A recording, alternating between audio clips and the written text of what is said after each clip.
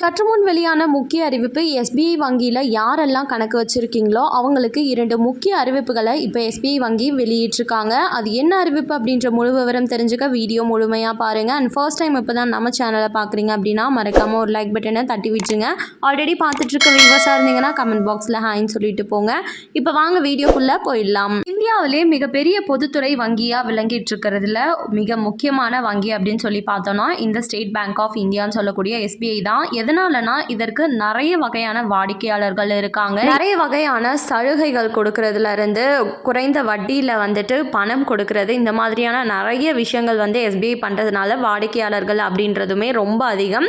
So இப்போ வந்து ஒரு முக்கியமான 2 அறிவிப்புகள் வெளியாகிருக்கு. அதில் முதல் அறிவிப்பாக என்ன சொல்லியிருக்காங்கன்னா அதிர்ச்சி அளிக்கக்கூடிய வகையில்னு கூட சொல்லலாம். நிறைய பேரோட பேங்க் அக்கௌண்ட்ல இருந்து 236 ரூபா வந்து டெபிட் பண்ணியிருப்பாங்க. மேபி உங்களுக்கு இன்னும் பண்ணாமல் இருக்காங்க அப்படின்னா கூடிய சீக்கிரத்திலே வந்து இந்த 236 ரூபா அப்படின்றது டெபிட் பண்ணிடுவாங்க. எல்லாருக்குமே பொருந்தும். ஸோ இது எதற்காக பண்ணியிருக்காங்க அப்படின்னு சொல்லி பார்த்தோம். ஆனுவல் மெயின்டெனன்ஸ் சார்ஜாக தான் வந்துட்டு 230 ரூபா ப்ளஸ் 18% ஜிஎஸ்டியோட 36 ரூபா சேர்த்து 236 ரூபா நாங்கள் டெபிட் பண்ணியிருக்கோம். இது ஆனுவல் மெயின்டெனன்ஸ் சார்ஜ் அப்படின்னு எஸ்பிஐ தனது வாடிக்கையாளர்களுக்கு சொல்லியிருக்காங்க. உங்களுக்கு பேங்க் அக்கௌண்ட்ல இருந்து இந்த பணம் டெபிட் ஆகிட்டு இருக்கு அப்படின்னா நீங்கள் வந்து பயப்பட வேணாம் அப்படிங்கிறதையும் வந்து எஸ்பிஐ சொல்லியிருக்காங்க. அண்ட் இரண்டாவது முக்கிய அறிவிப்பா என்னன்னு சொல்லி பார்த்தோம்னா ஸ்டேட் பேங்க் ஆஃப் இந்தியாவில் நிறைய வகையான வங்கி கணக்குகள் இருக்கும்.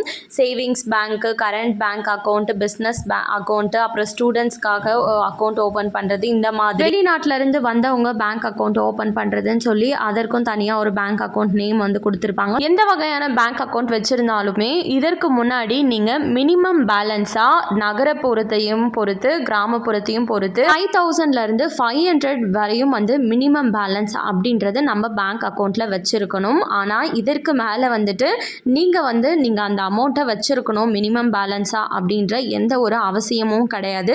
0 பேலன்ஸ் அக்கௌண்ட்டில் நீங்கள் உங்களோட பேங்க் அக்கௌண்ட்டை ரன் பண்ணிக்கலாம். நாங்கள் எந்த அபராதமுமே வந்து இதற்கு மேலே விதிக்க மாட்டோம் அப்படின்ற அறிவிப்பை ஒரு சூப்பரான அப்டேட்டை ஷேர் பண்ணியிருக்காங்க.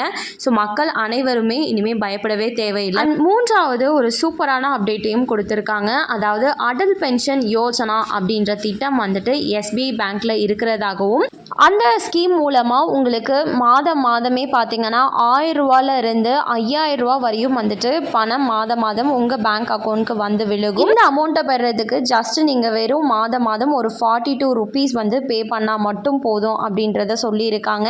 இந்த அடல் பென்ஷன் யோஜனா ஸ்கீமை எஸ்பிஐல இருக்கிறத பற்றி நீங்கள் தெரிஞ்சுக்கணும் அப்படின்னு நினச்சிங்கன்னா கமெண்ட் பாக்ஸில் வந்து கேளுங்க. நான் இதற்கு தனியாக ஒரு வீடியோவை வந்து ஷேர் பண்ணுறேன். கண்டிப்பாக இந்த அறிவிப்புகள் அனைவருக்குமே பயனுள்ளதாக இருந்திருக்கும் அப்படின்னு சொல்லி நம்புகிறேன். மேலும் இது போல் கவர்மெண்ட் அறிவிக்கிற அனைத்து உண்மை அப்டேட்களையும் நீங்கள் உடனுக்குடனே தெரிஞ்சுக்க மறக்காமல் நம்ம சேனலை சப்ஸ்கிரைப் பண்ணிவிடுங்க.